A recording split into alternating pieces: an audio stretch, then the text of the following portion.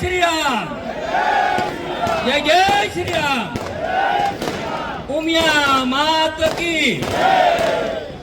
સમગ્ર સૌરાષ્ટ્રમાં લગભગ અમે 7 મંત્રી બન્યા અને સાથે 7 મંત્રી સૌરાષ્ટ્રની જે જવાબદારી છે અને ગુજરાતની જવાબદારી છે, દેશના વડાપ્રધાન મોરબી નરેન્દ્રભાઈની ટીમે જે જવાબદારી સોંપી છે એ જવાબદારી અમે નિષ્ઠાથી નિભાવશી.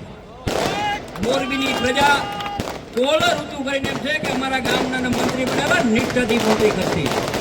મારું જે ખાતું છે એ અમે પક્ષવાળા જે બોલે છે, ગુજરાતમાં રોજીરોટીની તકલીફ છે, ગુજરાતમાં કામની તકલીફ છે, મારું એક ખાતું આ દેશના વડાપ્રધાન મોરબી નરેન્દ્રભાઈએ ત્યારે રાજ્યના મુખ્યમંત્રી હતા સ્ટાર્ટઅપ ઇન્ડિયા સૌને રોજગાર કરતા બીજું મોટું ખાતું છે.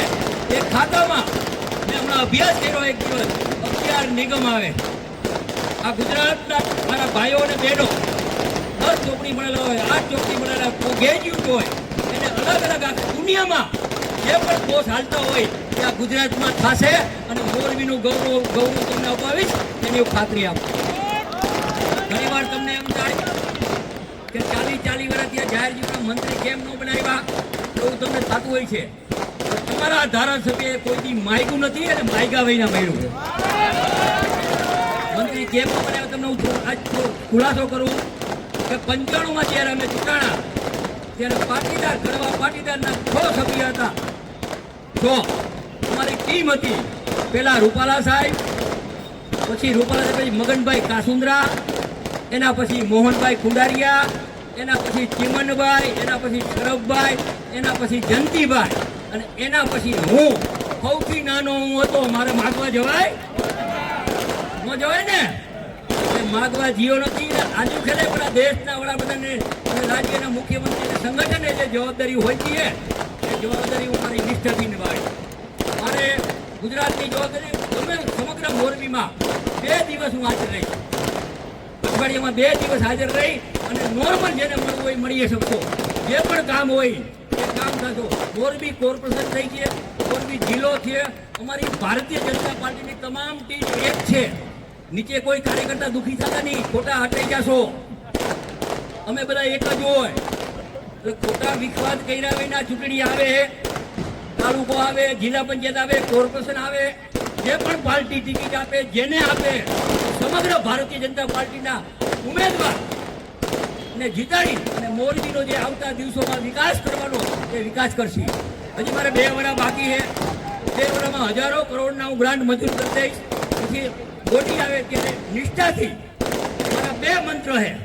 એક તો મોરબીને શાંતિ, બીજું મંત્ર વિકાસના કામ સારા થાય અને મોરબીને ઉદ્યોગને જરૂર પડે અહીંયા ઉદ્યોગમાં હેલ્પ કરવાની, મોરબીને ખેડૂતને જ્યાં જરૂર પડે ત્યાં ખેડૂતને હેલ્પ કરવાની અને શાંતિથી મોરબીના મારા મતદારો મોરબીના શાંતિથી હોય એ અમારી સમગ્ર ભારતીય જનતા પાર્ટીની જવાબદારી છે. એ જવાબદારી નિભાવશે. આજે જવાબદારી હોય છે ખૂબ વર્ષોથી કામ કરવું. 1982માં યુવા ભાજપનો પ્રમુખ હતો, 86માં તાલુકા પંચાયતનો ચેરમેન હતો, 95માં ધારાસભ્ય થયો અને આજે 43 વર્ષ છે જાહેર જીવનમાં એક પણ ડાઘ નથી લાગ્યો. કઈ ખોટા જગ્યાએ બેહવાનું નહીં, કોઈની જમીન પડાવવાની નહીં, કોઈના પૈસા પડાવવાની નહીં. અને દાદો એક હનુમાન દાદો. આ પહેલું સત્ર. આ સત્રને લઈ અને સમગ્ર મોરબી જિલ્લાને નામ રોશન કરીશ એની હું ખાતરી આપું. સમગ્ર સૌરાષ્ટ્રમાં કડવા પાટીદારમાં એક ધારાસભ્ય છું. સમગ્ર સૌરાષ્ટ્રમાં જેને પણ જે સમાજના બધા સમાજના જેને પણ કામ હશે એ મારા દરવાજા ખુલ્લા હશે.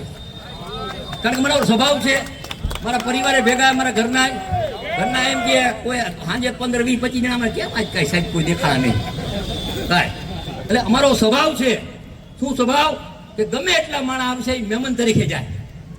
આવ્યા હોય તો એને એમ લાગે કે અમે ધારાસભ્યને કે મંત્રીના ઘરે નથી ગયા. હું તમને જાહેરમાં ખાતરી દઈશ. આજે 30 વર્ષના જાહેર જીવનમાં એક માણસ તમે કહે કે મારા ઘરે આવ્યા ને કારું મોઢું થયું, એ નથી થયું. જે જવાબદારી હોય તે અમારું સંગઠન, મોરબી જિલ્લાનું સંગઠન, મંત્રી, સંસદ સભ્ય સાથે મળી અને મોરબી જિલ્લાનો વિકાસ થાય એની હું ખાતરી આપું. ભારત માતા કી જય, વંદે માતરમ. ખૂબ ખૂબ આભાર.